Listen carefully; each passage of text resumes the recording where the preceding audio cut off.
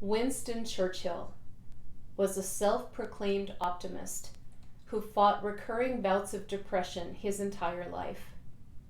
Now, Winston was a fighter. His first war was the Boer War. He fought in the Boer War in 1899, and he finished up his career as Prime Minister in 1945 at the close of World War II. He fought political battles at home and abroad for most of his life. And to him, depression was just another battle. Like every other battle that he fought, he had strategies, he had methods that he used, and he beat it. He beat it, you guys. And you can too. Here are 5 of the strategies that Winston Churchill used to successfully beat depression. His first strategy was to conquer brain fog by making a list. When his mind was racing and ruminating and he could not shut it up, he'd sit down with his pen and paper and he'd write out a list. He'd put every single thing in his mind down on paper, and then he would go through that list and he would check off everything that was out of his control. He'd also check off everything that was trivial, not very important. And when he was done, he'd be left with only 1 or 2 things that really were important and that he really did need to address. It helped him keep his mind clear. The second method that he used was he learned to prepare in advance by identifying his resources. The wife of one of his cousins was cured of depression by a particular physician, and Winston wrote to his beloved wife Clementine, "This guy could be useful to me if my black dog comes back." He was thinking ahead. He always was looking for an extra edge in a fight. He knew that that doctor might be of use to him. Now you can do the same thing. Sit down and make a list of your resources. Prepare in advance. What are some things that you can do to make yourself feel better if you're being snowed under by emotions? What are some quotes you could put on your computer perhaps, or somewhere else where you can see it, that will give you a bit of a boost? One of mine that I use is, I have on my computer, "My feelings are not in possession of the facts." That helps me stabilize and remember I don't have to listen to those feelings. I don't have to respond to any urges that don't make sense. They're not in possession of the facts. Now, the third thing that Winston Churchill did was he identified that change itself is a weapon, and a valid weapon. And the time that he was suffering from depression, there weren't really very many valid treatments. There weren't so many things that he could try, but he noticed that there was a commonality in all the things people did try. He noticed that someone who was a hard worker would be recommended rest. Someone who spent a lot of time alone would be recommended to go and find some fellowship, go enjoy the company of other people. So if he felt like he was losing his grip on his emotions and he was having a really tough time thinking through the darkness, he would change something. He'd seek solitude if he had too much company if he had too much solitude. A new location to work, a new place to visit, any kind of change.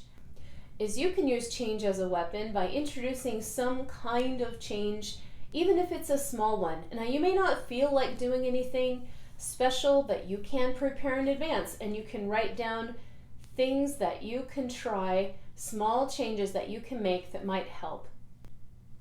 Now, the fourth strategy that he used was he would use his good days to create strategies. His weakness was heights. He wasn't afraid of them like some people thought at the time. He was attracted to them. And so he forbid himself the opportunity of visiting high places and looking down, because whenever he got on the edge of a battleship and looked down toward the pilings below, whenever he got on top of a tall building and looked down, he felt an almost irresistible urge to throw himself off. Now, that isn't everybody's kryptonite. People are going to have different things that trouble them, that are tempting to them when they're depressed. But you can follow his example. He set a rule for himself, no heights. Everybody has something that troubles them in particular. Sit down on a good day. Figure out a strategy to make sure that it doesn't overcome you the way that Winston Churchill did. Number 5, find an advocate. This may have been the strategy that helped Winston Churchill the very most. He found an advocate that he could tell anything to. According to his daughters and all the letters that they left behind, his advocate was his beloved wife, Clementine. He could tell her anything. There's a letter that he wrote to her just to reassure her that although he was having a tough time, wasn't actually in depression, he wasn't actually in that bad place that he got to sometimes, he was just stressed out and tired. You need an advocate, a friend, a family member, maybe a spouse, a parent, a therapist, someone who cares about your mental health, someone who won't judge but will just listen, someone who will do their best to understand and just kind of be a sounding board for you. If you have no advocate and you don't know how to find one, there are national hotlines that you can call. And those people have been in your shoes, and that's why they're volunteering, because they know how it is and they know how it feels and they want to help. If there's absolutely no one and you are in crisis, please call 911.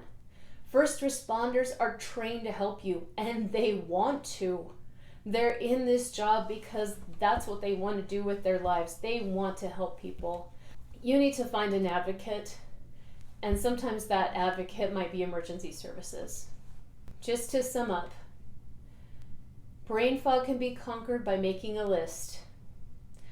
You can prepare in advance and identify your resources, things you can use to fight your depression. You can use change as a weapon.